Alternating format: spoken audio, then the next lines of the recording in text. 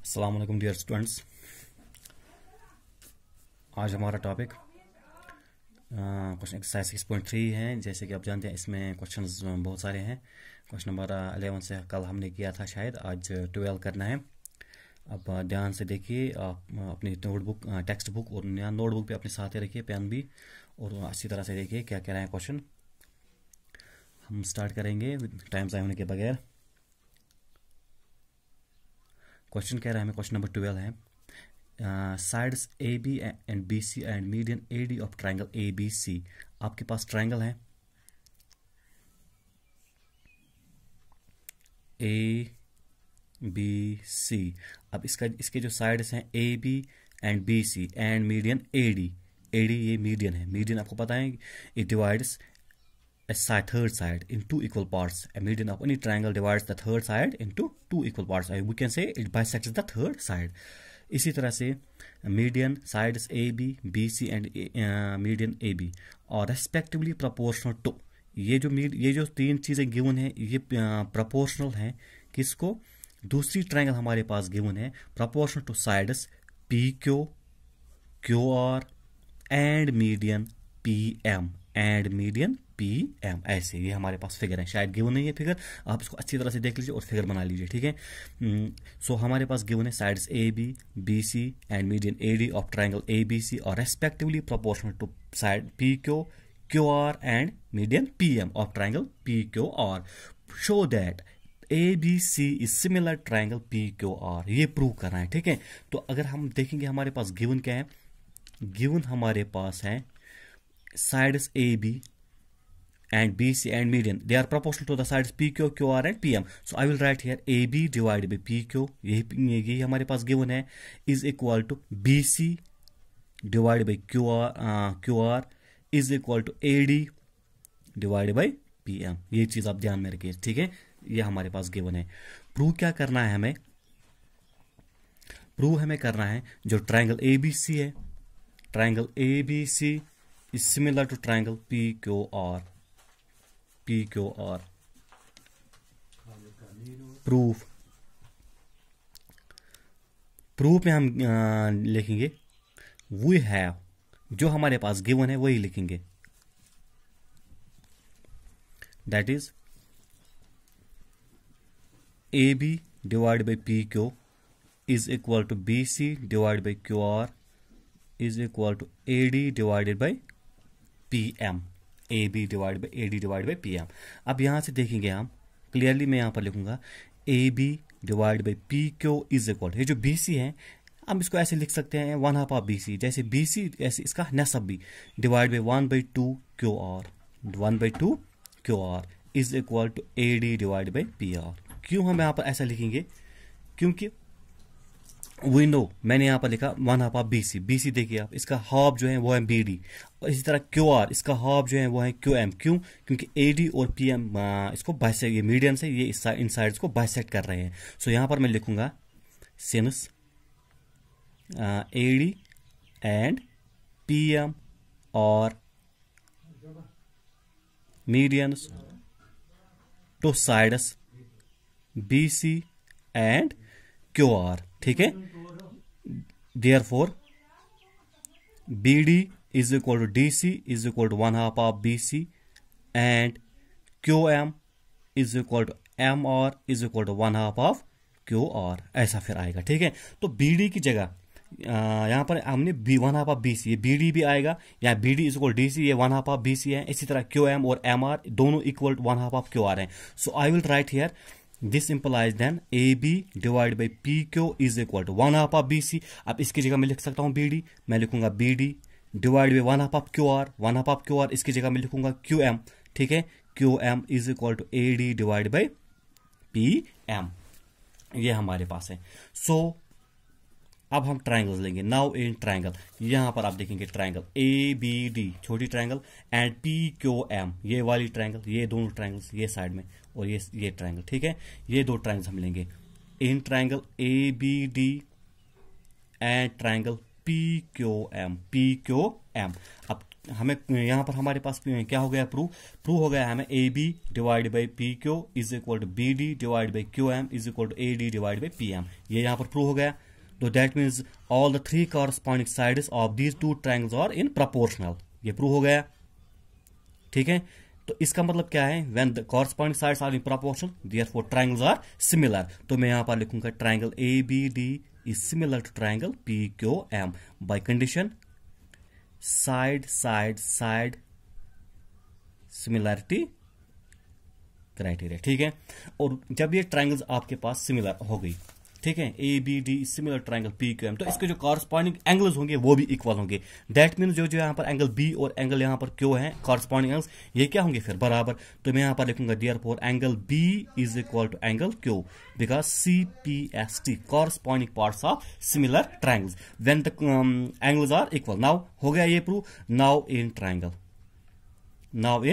अब हम लेंगे बड़ी triangle A B C and triangle P Q R. ठीक है, A B C P Q R, ये 2 ट्रायंगल्स हम लेंगे। ठीक है, अब इसमें हमारे पास क्या है, ये एक 2 चीजें गिवन है हमारे पास। ये गिवन है A B by P Q is equal to B C by Q R, यहां पर गिवन है हमारे पास। So I will write here A B by P Q is equal to B C by Q R, this is given, ये हमारे पास given है।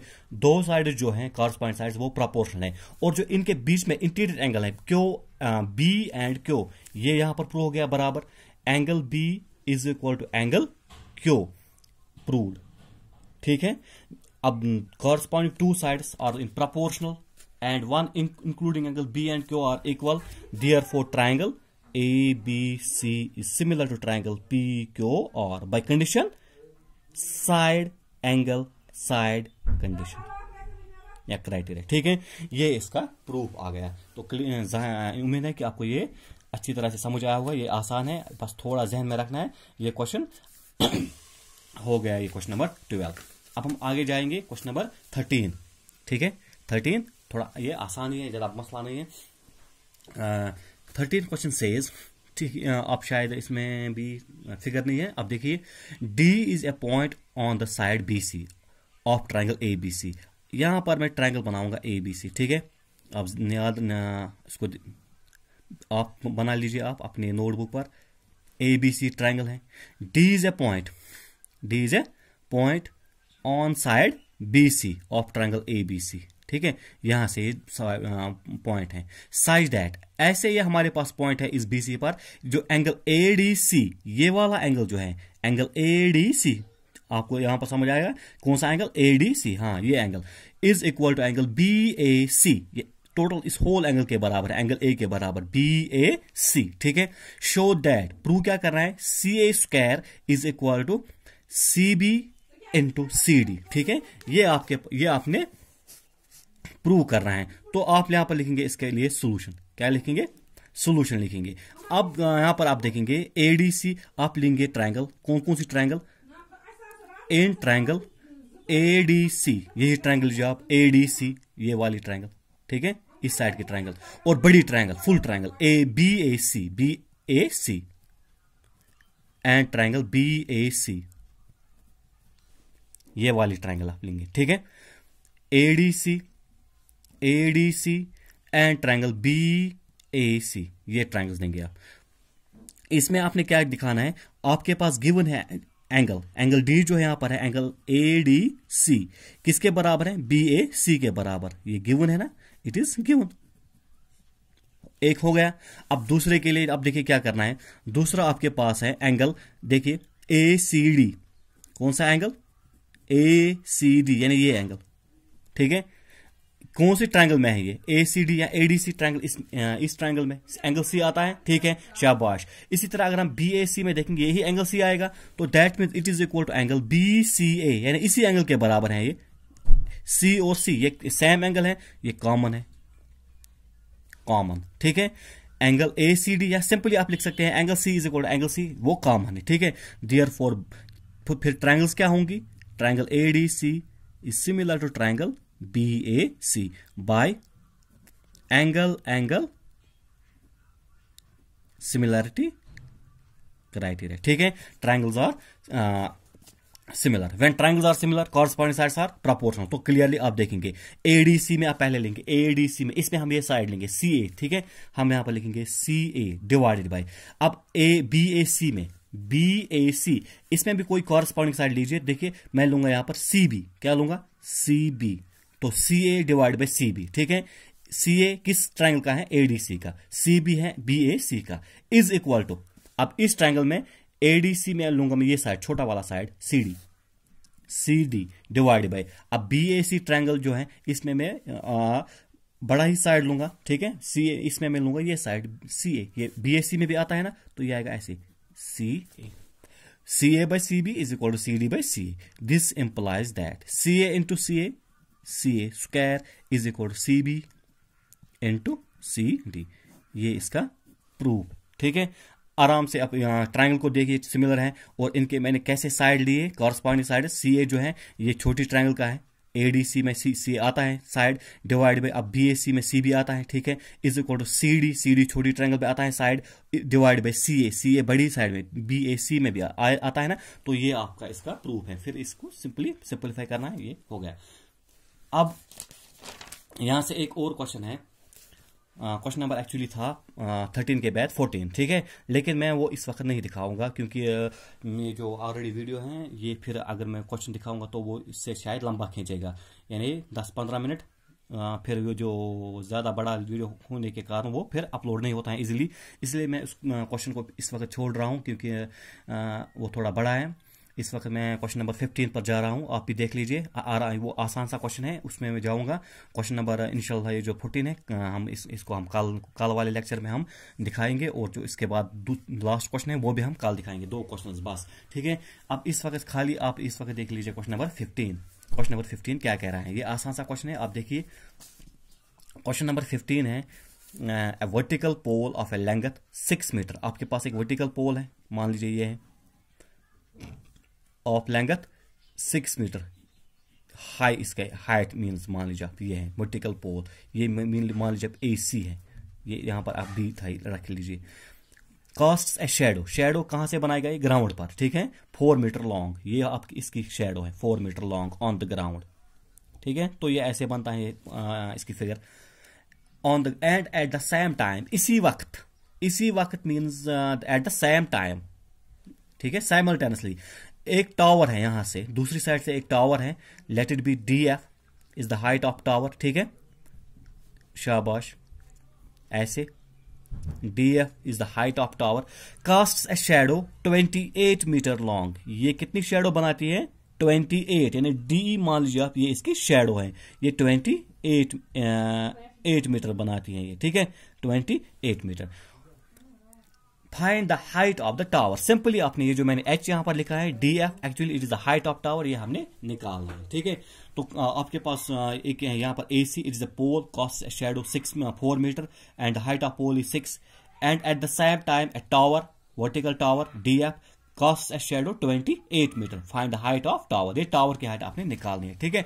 तो आप कैसे निकालेंगे इसको, देख लीजिए आप क्या लिखेंगे यहां पर सोल्यूशन में, मैं यहां पर लिखूंगा let AC and DF be the AC जो वर्टिकल पोल है और वर्टिकल टावर है, be the pole and tower respectively, ठीक है, pole and tower.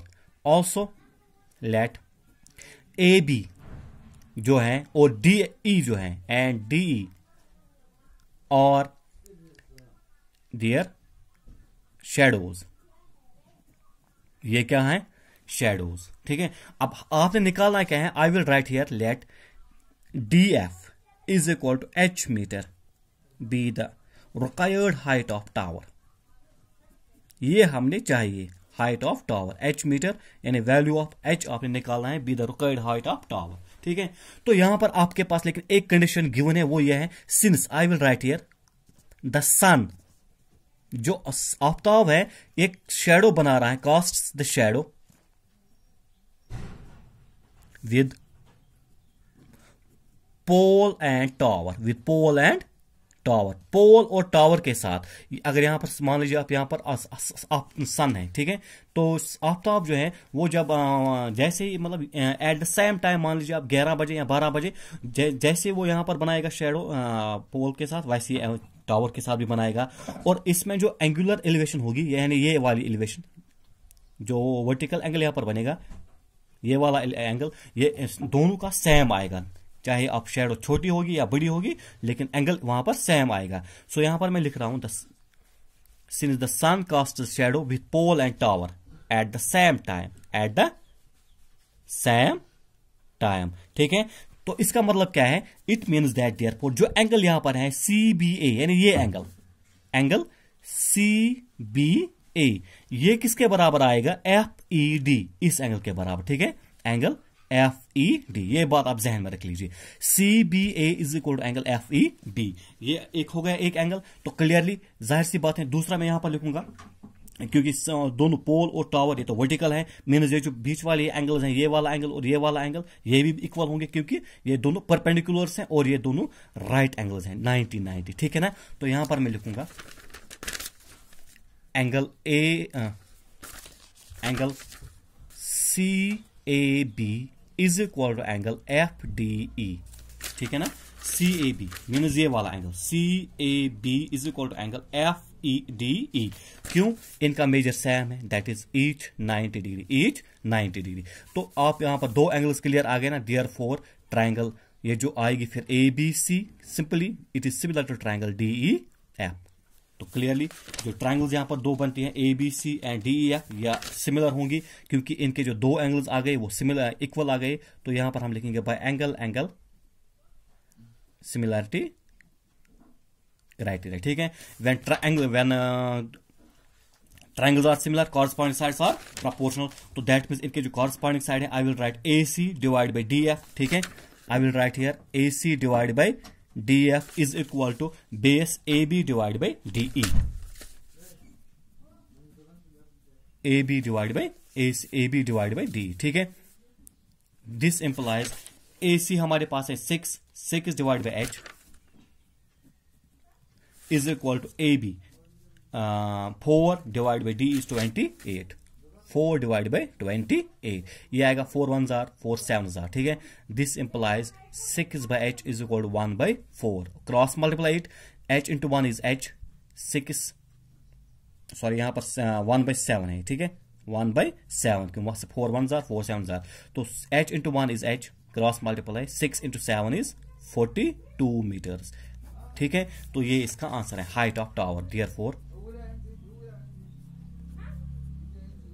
Height of tower is equal to 42 metres. ये आपका आंसर इसका, ठीक है। तो इंशाल्लाह हम आगे जाके क्वेश्चन नंबर 2, अब इसमें दो क्वेश्चन रह गए हैं। पहला है ये जो 14 और 16 लास्ट है इसका, वो इंशाल्लाह कल के वाले लेक्चर में करेंगे। तब तक के लिए आप खैरियत से रहेगा, घर में रहेगा, फिर अमानिल्लाह, अस्सलाम वालेकुम।